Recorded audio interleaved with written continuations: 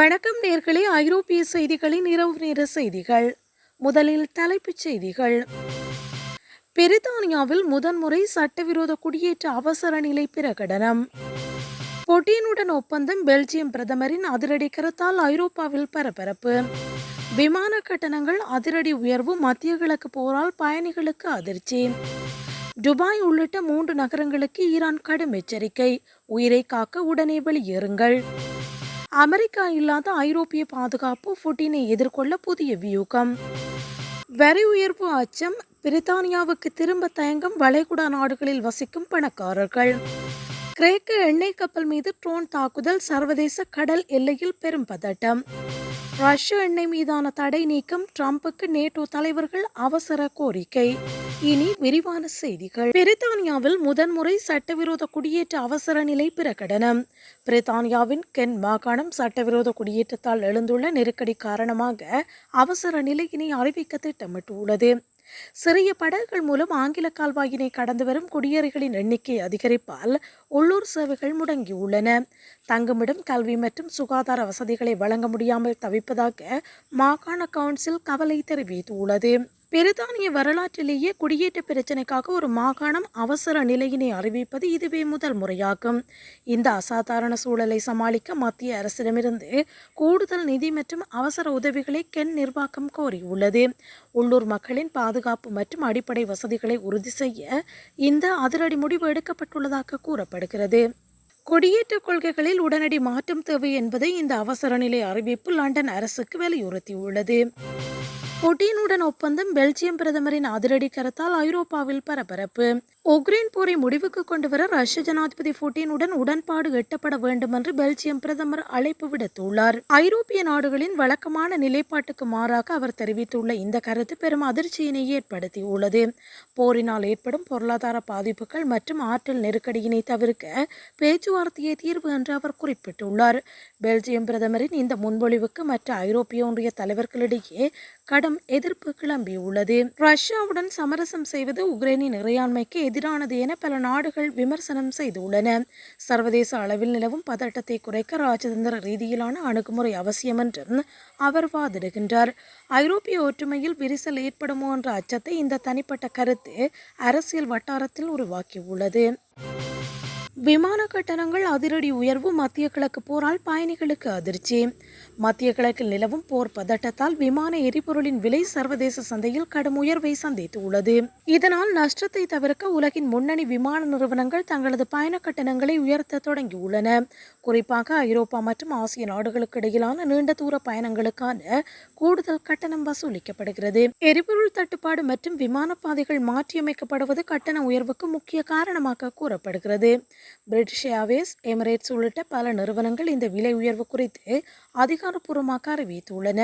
கோடைக்கால விடுமுறை பயணங்களை திட்டமிடும் சுற்றுலா பயணிகள் இந்த கூடுதல் செலவால் பெரும் கவலையடைந்துள்ளனர்.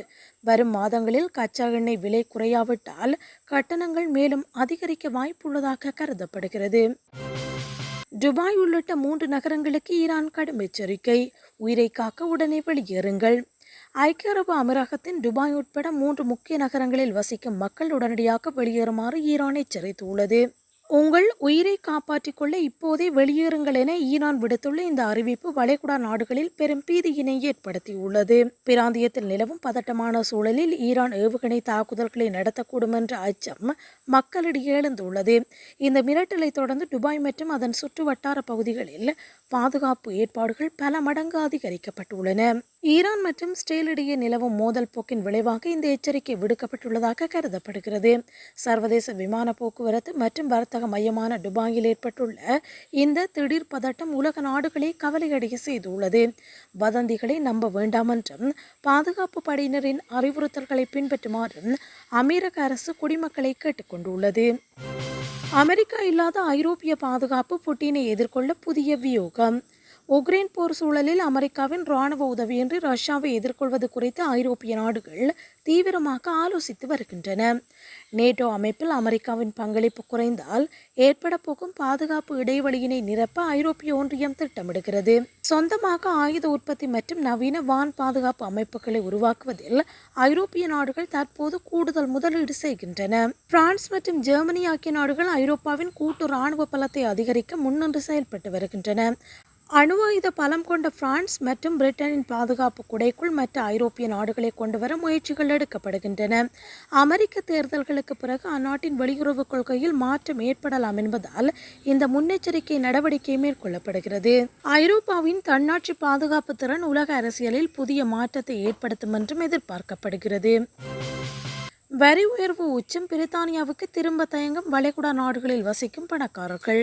வளைகுடா நாடுகளில் வசிக்கும் வசதி படைத்த பிரித்தானியர்கள் பிரிட்டனில் விதிக்கப்படும் கடும் வரி சுமைகளால் தாயகம் திரும்ப தயங்குகின்றனர்.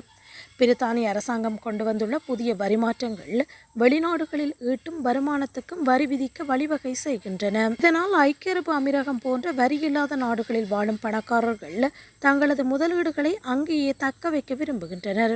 பிரித்தானியாவுக்கு திரும்புவதற்கு பதிலாக சுவிட்சர்லாந்து அல்லது மொனாக்கோ போன்ற நாடுகளுக்கு செல்ல அவர்கள் பரிசீலித்து வருகின்றனர்.